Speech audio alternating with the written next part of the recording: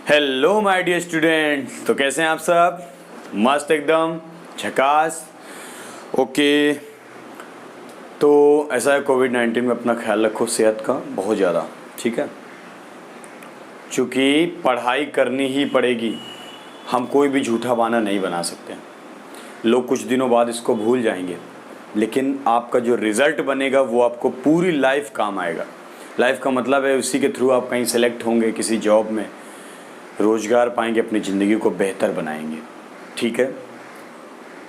तो आज हम माय डियर स्टूडेंट, प्यारे बच्चों, 11th क्लास का आज फिर से एक गज़ब का टॉपिक आपके लिए लेके आए हैं और बहुत ही हम लोग इसको ट्रिक से, आसान मेथड से और इंटरेस्टिंग स्टाइल में बेसिक पूरा पढ़ेंगे, ठीक है, डिटेल में।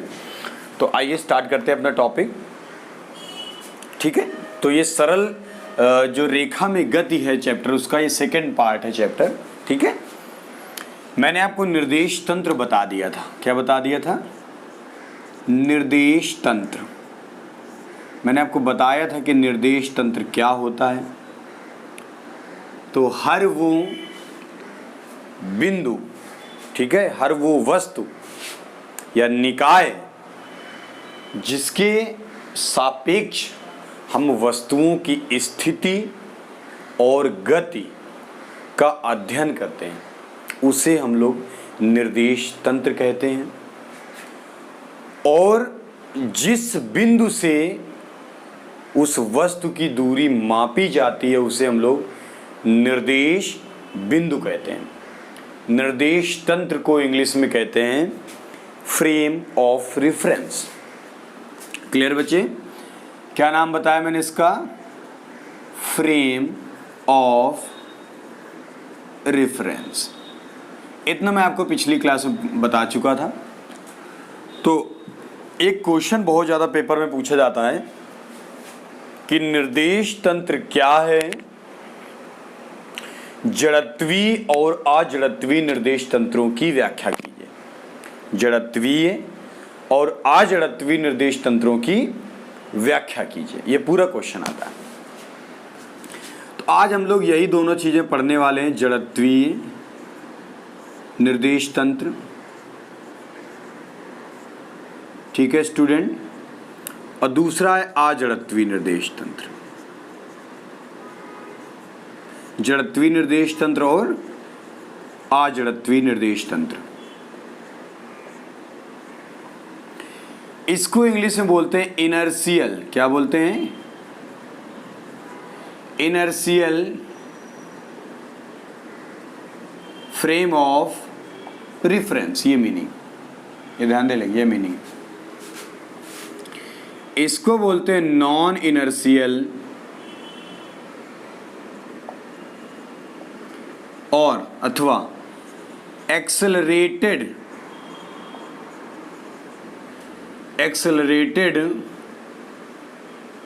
फ्रेम ऑफ रेफरेंस, इसको ये बोला जाता है,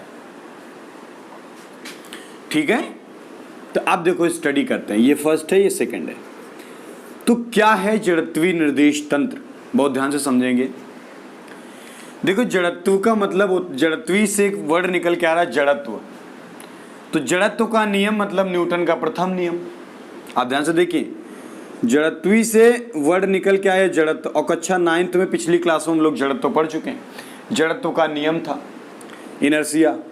तो जड़त्व से ही जो जड़त्व का प्रथम नियम होता है वही न्यूटन का प्रथम नियम होता है। किसका? न्यूटन का फर्स्ट मीन्स प्रथम नियम होता है, नहीं होता है? ये बात क्लियर हो गई। तो देखना कितनी आसान से डिफिनीशन बन जाती है। लिखेंगे जड़त्वीय निर्देश तंत्र वे निर्देश तंत्र होते हैं, मैं क्या बोल रहा हूँ बेटा, पेन और कॉपी लेके नोट्स बनाते रहिए, बात मानते रहिए, और जो आपको पढ़ाया जा रहा है, आपके साथ मेहनत की जा रही, लाइक, सब्सक्राइब एंड शेयर करना ना भूलो बेटा, ठीक है। ये उन गरीब बच्चों तक पहुँचाओ जिनके लिए मैंने ये मुहिम, मैंने जिनके लिए ये अपना लक्ष्य स्टार्ट किया है कि नहीं, मैं अपना जितना भी मुझे नॉलेज है, जितना भी मुझे आता है, अभी फ़िलहाल मैं केवल सिलेबस लेके चल रहा हूँ, केवल सिलेबस लेके चल रहा हूँ, थोड़ा सा बेसिक जोड़ के, ताकि आपको पूरा आ जाए। ठीक है बच्चे, आप जिस लेवल का कहेंगे स्टूडेंट उस लेवल का पढ़ाया जाएगा, आपके मेथड से, आपके वे में, आपको कैसे समझ में आता है उस तरीके से पढ़ाया जाएगा। ठीक है, तो ये क्या है, न्यूटन का प्रथम नियम है। क्लियर है? तो हमने क्या बताया कि जड़त्वीय निर्देश तंत्र वे निर्देश तंत्र होते हैं, जड़त्वीय निर्देश तंत्र वे निर्देश तंत्र होते हैं, ठीक है, जिनमें न्यूटन का प्रथम नियम सदैव सत्य होता है। न्यूटन का प्रथम नियम सदैव सत्य होता है, अर्थात किसी बाह्य बल के बिना, मतलब किसी एक्सटर्नल फोर्स, बाह्य बल के बिना उस वस्तु में, उस पिंड में गति उत्पन्न नहीं की जा सकती है। मैं फिर से बताऊंगा, जड़त्वीय निर्देश तंत्र के वे निर्देश तंत्र होते हैं जिनमें न्यूटन का प्रथम नियम सदैव सत्य होता है, मतलब न्यूटन का प्रथम नियम वर्क करता है। और है क्या नियम? प्रथम नियम क्या है कि जो वस्तु विराम में है विराम में रहेगी, और जो वस्तु गति में है वो गति की अवस्था में ही रहेगी। यही तो है नियम। अच्छा, तो वही कह रहा है कि न्यूटन का प्रथम नियम सदैव सत्य प्रतीत होता है, अर्थात बिना किसी बाह्य बल के वस्तु में किसी प्रकार की कोई गति उत्पन्न नहीं की जा सकती। तो निर्देश तंत्र, जड़त्वीय निर्देश तंत्र वे निर्देश तंत्र होते हैं जिनमें न्यूटन का प्रथम नियम सदैव सत्य होता है। न्यूटन का प्रथम नियम सदैव सत्य होता है, अर्थात बिना किसी बाह्य बल के वस्तु में कोई भी गति उत्पन्न नहीं की जा सकती। अगर उदाहरण की मैं बात करता हूं तो स्थिर वेग से गतिमान बस मान लो, रेलगाड़ी मान लो, ट्रेन। तो जब स्थिर वेग से ट्रेन गतिमान होती है तो उसकी जो गति होती है उसे हम लोग जड़त्वीय निर्देश तंत्र कहते हैं। क्या कहते हैं? जड़त्वीय निर्देश तंत्र कहते हैं। अच्छा, एक चीज और है बेटा, ध्यान देंगे। अगर मैं बात करता हूं कि इस पूरे ब्रह्मांड में जड़त्वीय निर्देश तंत्र क्या है, कैसे पहचानेंगे, तो आप एक बात ये समझ लीजिए, जड़त्वीय निर्देश तंत्र के लिए मैं आपसे बता रहा हूं कि पृथ्वी में स्थित, पृथ्वी के सापेक्ष सभी वे स्थिर वस्तुएं या स्थिर चीजें जो प्रायोगिक कार्यों में प्रयोग होती हैं, जो प्रायोगिक कार्यों में डेली वेयर में यूज हो रही है, प्रयोग हो रही है, उसे हम लोग जड़त्वीय निर्देश तंत्र कह देते हैं। क्या कह देते हैं? जड़त्वीय निर्देश तंत्र। तो इतनी बात समझ में आ गई। ये बात हो गई जड़। मैं फिर से बता रहा हूं, पृथ्वी पर स्थित, पृथ्वी के सापेक्ष स्थिर वे सभी वस्तुएं जो प्रायोगिक कार्यों में प्रयोग होती हैं उन्हें हम लोग जड़त्वीय निर्देश तंत्र कहते हैं। बात आती है अजड़त्वीय निर्देश तंत्र, तो इसका जस्ट उल्टा है। अजड़त्वीय निर्देश तंत्र कहता है कि अजड़त्वीय निर्देश तंत्र वह निर्देश तंत्र होता है जिसमें न्यूटन का प्रथम नियम असत्य प्रतीत होता है। उसमें सत्य था हमेशा, इसमें असत्य प्रतीत होता है, अर्थात इस वाले निर्देश तंत्र में बिना किसी बाह्य बल के भी गति उत्पन्न की जा सकती। अब कैसे की जा सकती? अब क्या हुआ कि मान लो ये कोई बस है, ठीक है, ध्यान से देखेंगे, ये कोई बस है, ठीक है, बस है, कोई जा रही बस आराम से है ना, ये ऐसे बस है, बस का ये सीढ़ी है, यहाँ पर ये सरफेस है, यहाँ पर कोई एक बॉल पड़ी है, क्या गेंद, बॉल पड़ी है, गेंद पड़ी है। तो जैसे ही अगर ये जो बस है ये अचानक अगर मूव कर जाए आगे की ओर, तो ये जो गेंद है इसकी डायरेक्शन पीछे की ओर मूव करने लगेगी। तो इस स्थिति पर क्या कोई गेंद पर बल कार्य किया? नहीं किया। सिमिलरली अगर इससे क्या हो कि अचानक ये चल रही हो, गतिमान हो, कैसी हो, गतिमान हो, और अचानक ब्रेक मार दे, तो ये गेंद चट से कहाँ जाएगी? स्पीड से आगे आ जाएगी, मतलब गति करने लग जाएगी। तो आप बताइए क्या इस स्थिति में क्या गेंद पर कोई बल लगाया गया? नहीं लगाया गया, लेकिन फिर भी गेंद कैसी हो गई? गतिमान हो गई। यही कहता है अजड़त्वीय निर्देश तंत्र। अजड़त्वीय निर्देश तंत्र का मतलब समझ में आ गया कि वे निर्देश तंत्र जिसमें न्यूटन का प्रथम नियम सदैव असत्य प्रतीत होता है, अर्थात बिना किसी बाह्य बल के वस्तुओं में गति उत्पन्न की जा सकती है, ये कहता है अजड़त्वीय निर्देश तंत्र। अजड़त्वीय निर्देश तंत्र में यदि किसी, जैसे ये गेंद थी, इसका द्रव्यमान m है, ठीक है, ठीक है, और इसके बाद जैसी वस्तु गति करी तो एकदम त्वरित वेग से, त्वरित होकर, जैसे ब्रेक लगा तो त्वरित वेग से आगे चली गई, या अचानक चली त्वरित वेग से पीछे हो गई। तो त्वरित वेग से अगर मान लिया त्वरण a है तो उस पर जो बल कार्य करेगा वो F होगा, और इस बल को हम लोग बोलेंगे छदम बल। क्या बोलेंगे? छदम बल। प्स्यूडो फोर्स होता है छदम बल। तो आज जड़त्वीय निर्देश तंत्र में जो पिंडों पर बल कार्य करता है उस बल को हम लोग बेटा छदम बल कहते हैं। क्या कहते हैं? छदम बल। ये बात क्लियर हो गई? तो ये दोनों आ गए आपको, ठीक है। जड़त्वीय अजड़त्वीय निर्देश तंत्र, वे निर्देश तंत्र जिसमें न्यूटन का प्रथम नियम सदैव सत्य प्रतीत होता है, सत्य प्रतीत होता है अर्थात बिना किसी बाबल के वस्तु में गति उत्पन्न नहीं की जा सकती, जड़त्वीय निर्देश तंत्र कहलाता है। अजड़त्वीय निर्देश तंत्र वे निर्देश तंत्र होते हैं जिसमें न्यूटन का प्रथम नियम सदैव असत्य प्रतीत होता है अर्थात बिना किसी बाबल के वस्तु में गति उत्पन्न की जा सकती है, ठीक है। इस अजड़त्वीय निर्देश तंत्र को एक्सेलरेटेड भी कहते हैं, मतलब त्वरित गति करने वाला हर एक पिंड, त्वरित गति करने वाला प्रत्येक पिंड अजड़त्वीय निर्देश तंत्र होता है, ठीक। और इस तंत्र पर जो पिंड पर बल कार्य करता है उसे हम लोग छदम बल कह देते हैं। क्या मैं इसको साफ कर दूं, हटा दूं? हो मैंने छोड़े हैं बाकी सारे रास्ते, बस आया हूं तेरे पास रे, मेरी आंखों में तेरा नाम है पहचान ले, ओ मेरे लिए तेरे लिए सब आध है सब बातों की एक बात है, मैं न जाऊंगा कभी तुझे छोड़ के ये जान ले, ओ करम खुदाया है तुझ मुझसे मिलाया है, तुझ पे मर के ही तो मुझे जीना आया है, ओ तेरे संग यारा। फिजिक्स पढ़ा रहे हैं, ठीक।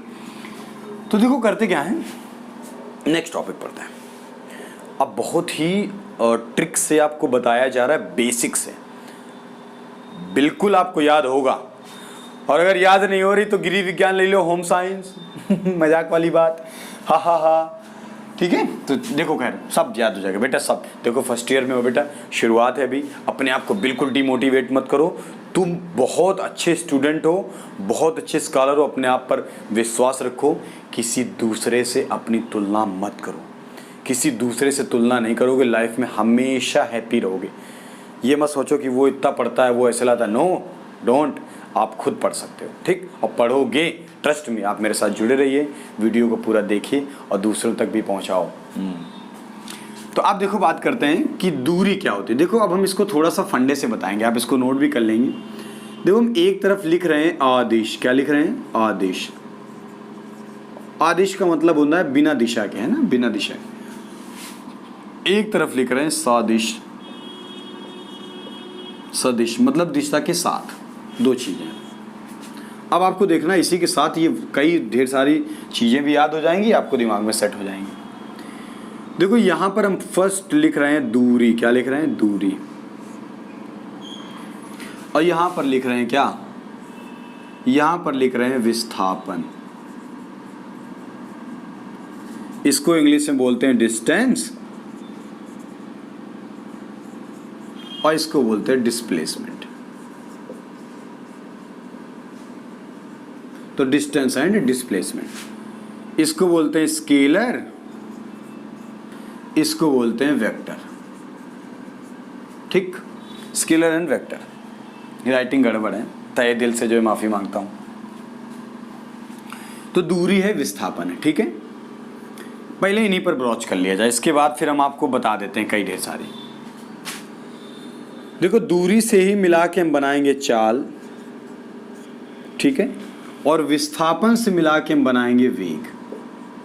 क्या बनाएंगे? वेग।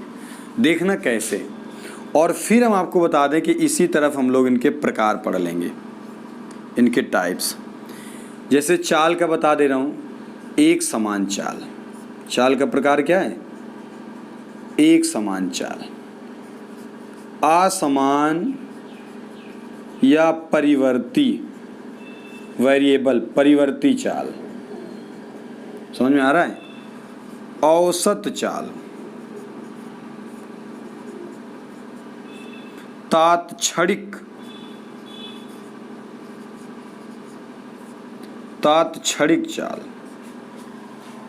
और यही काम इसमें हो जाएगा।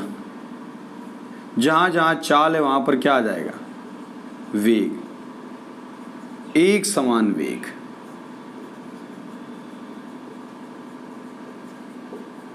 असमान वेग, औसत वेग,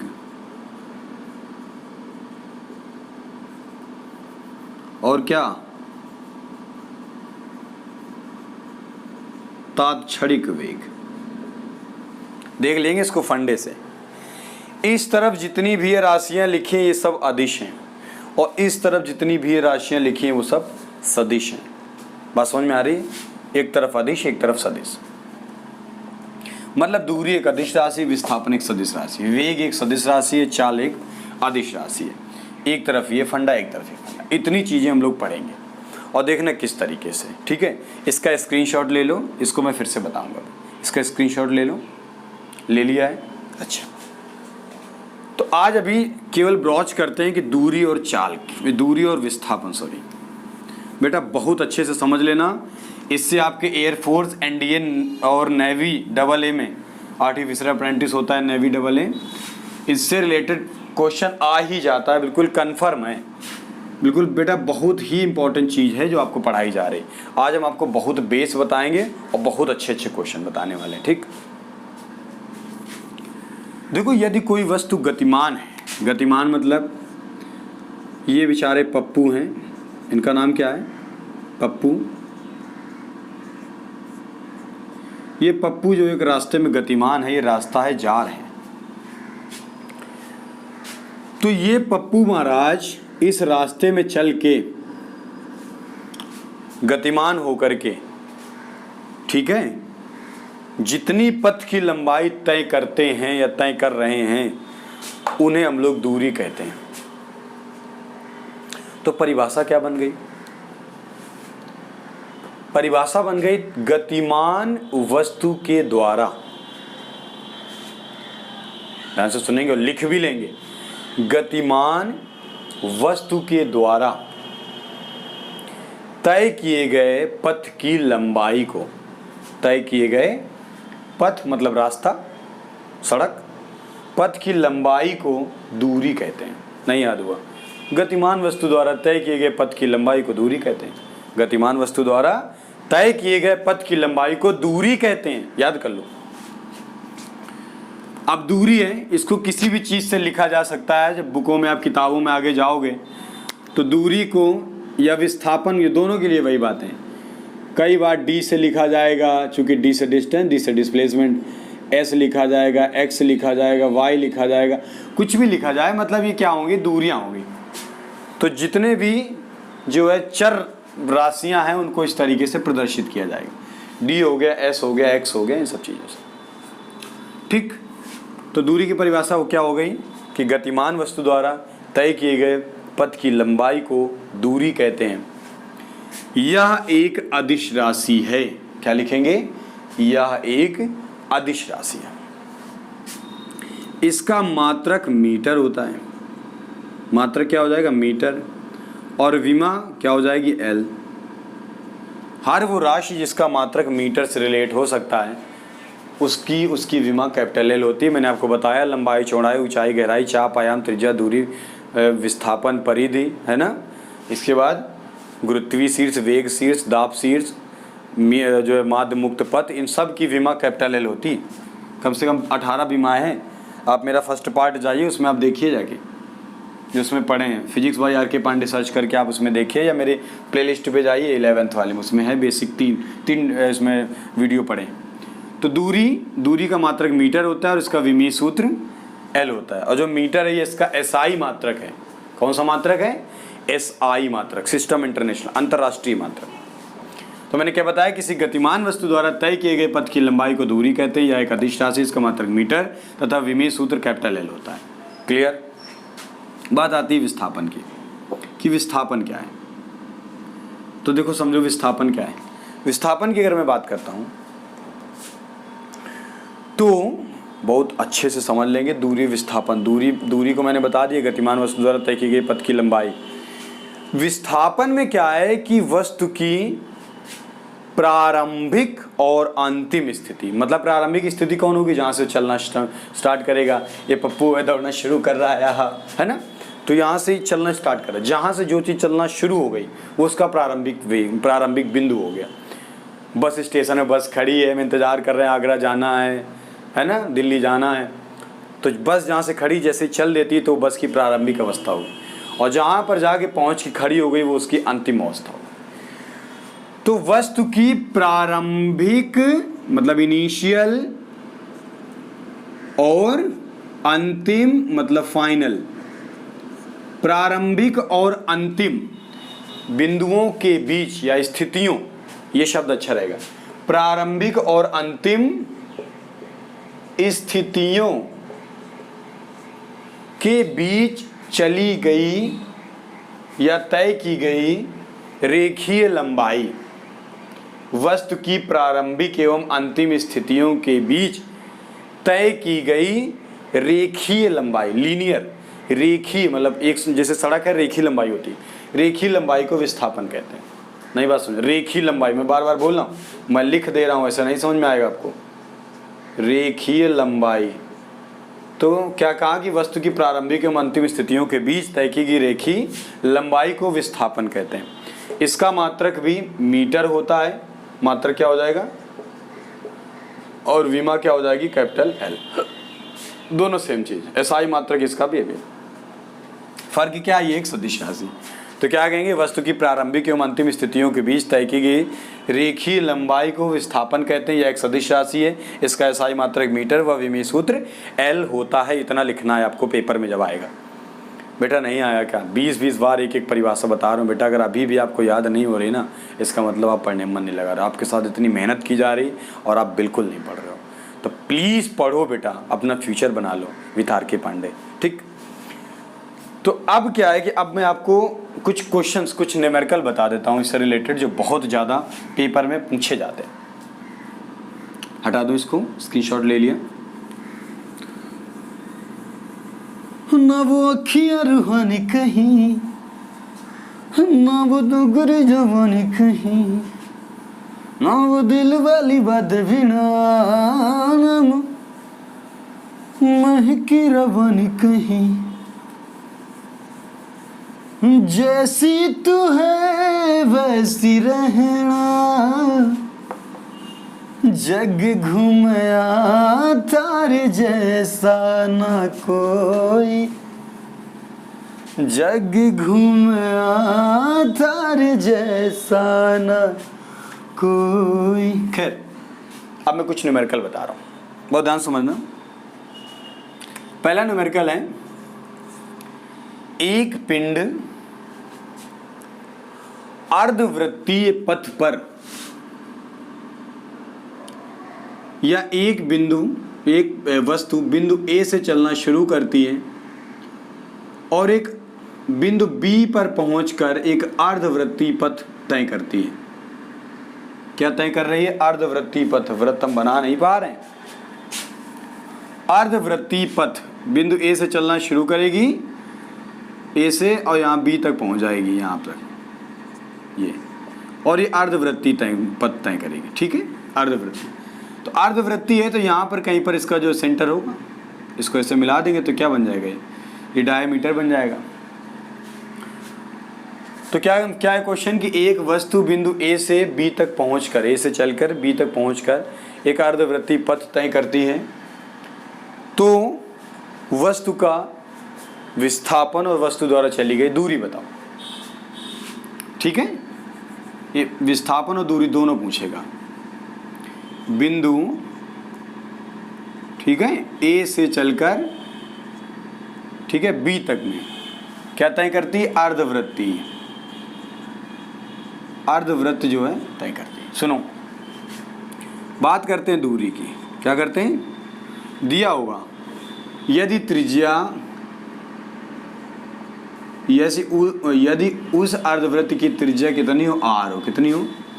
ये क्वेश्चन अगर नोट करना चाहो तो नोट कर लो, मैं बोले दे रहा हूं कि कोई वस्तु बिंदु ए से चलकर बी तक पहुंचने में एक अर्धवृत्त तय करती है या एक अर्धवृत्त बनाती है, यदि उस अर्धवृत्त की त्रिज्या r हो, यदि उस अर्धवृत्त की त्रिज्या r हो तो वस्तु द्वारा तय की गई दूरी और विस्थापन बताओ। तो दूरी और विस्थापन दोनों पता करेंगे। देखो ध्यान से, अर्धवृत्तीय पथ है। अगर हम दूरी की बात करेंगे तो जो पूरा वृत्त होता है, अगर कोई कण पूरे वृत्त पर, अगर इस तरीके से वृत्त है, पूरे वृत्त पर अगर चलेगा तो तय की गई दूरी, उसकी परिधि होती है 2πr, और यहाँ पर r है और आधी परिधि तय कर रहा है, इसलिए क्या हो जाएगी πR। तो दूरी किसके बराबर हो जाएगी, πr के बराबर। क्या नहीं समझ में आ रहा है? और चूंकि त्रिज्या r है तो ये r है तो ये r है, तो दोनों मिला के कितनी r भाई, ये वाली भी इस तरफ वाली त्रिज्या r हो गई और उस तरफ वाली भी त्रिज्या r हो गई, तो मिला के पूरी कितनी हो गई 2r। तो हमने बताया विस्थापन प्रारंभिक अंतिम स्थितियों के बीच की रेखीय दूरी है ये, तो ये विस्थापन हो गया, तो विस्थापन आ जाएगा 2r। तो ये दूरी हो गई, विस्थापन हो गया। क्या नहीं समझ में आया?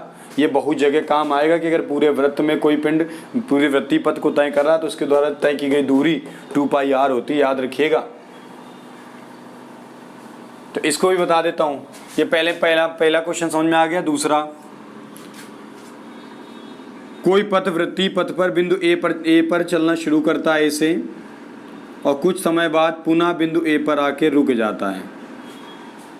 क्या मैंने बताया? कोई वस्तु वृत्तीय पथ पर ए बिंदु से चलना शुरू करती है और पुनः ए पर आके ठहर जाती है, तो वस्तु द्वारा तय की गई दूरी और विस्थापन बताओ, जबकि वृत्तीय पथ की त्रिज्या r है, कैपिटल R।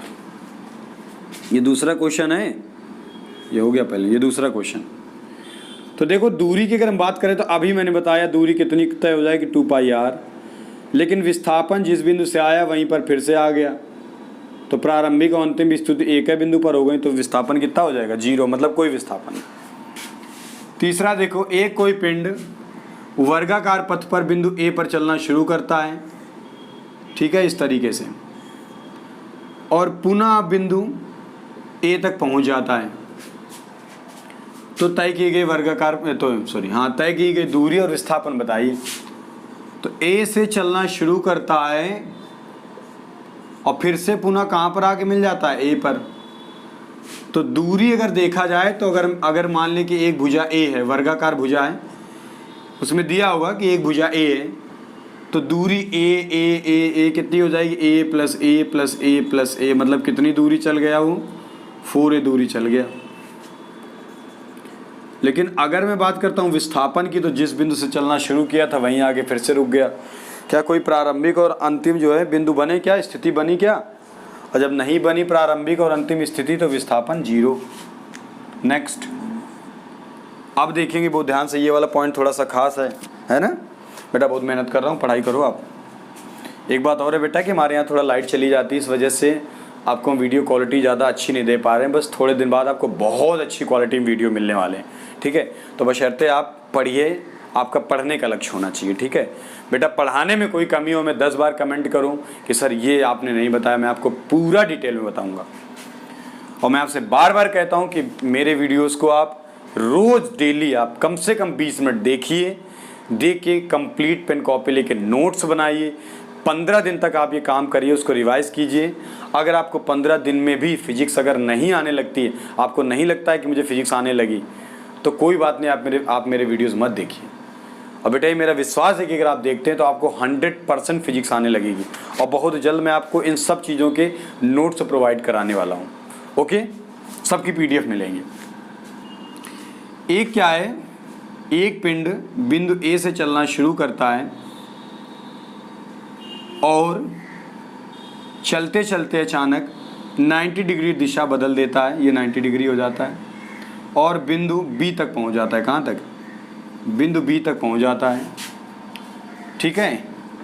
यदि ध्यान से सुनेंगे, यदि AC और BC की दूरी क्रमशः A हो, ठीक है, कितनी हो, A हो, तो दूरी और विस्थापन बताइए, वस्तु द्वारा तय की गई दूरी और विस्थापन, दोनों बातें पूछेगा।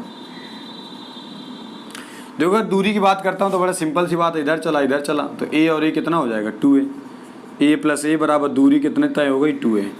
लेकिन बात करते हैं विस्थापन की, तो विस्थापन कितना तय होगा उसके लिए हमें पता है प्रारंभिक एवं अंतिम स्थितियों के बीच की दूरी, मतलब ये दूरी हमको ए बी निकालनी पड़ेगी।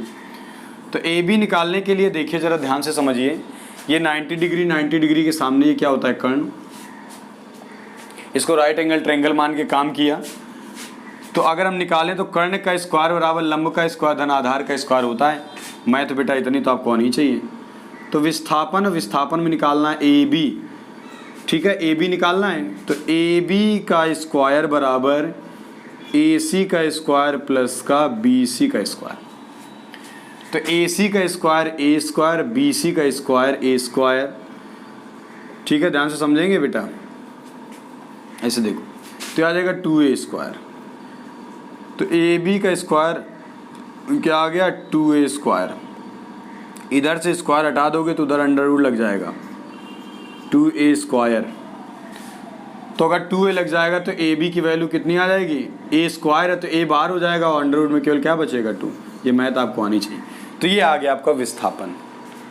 तो आई हो बेटा कि इतना आपको टॉपिक क्लियर हो गया होगा। बहुत थोड़ी क्लासेज हम ले रहे हैं, ठीक है, बहुत थोड़ा पढ़ा रहे हैं।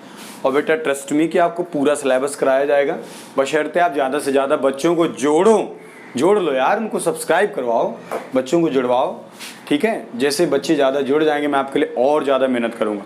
कमेंट करोगे आप, जिस लेवल का पढ़ने की बात करोगे जेईई मेंस नीट लेवल का, मैं वो लेवल दूंगा अभी आपको, ठीक है। ये केवल फाउंडेशन है, आपको बेस में क्लियर कर रहा हूँ, आपको बेस आना चाहिए।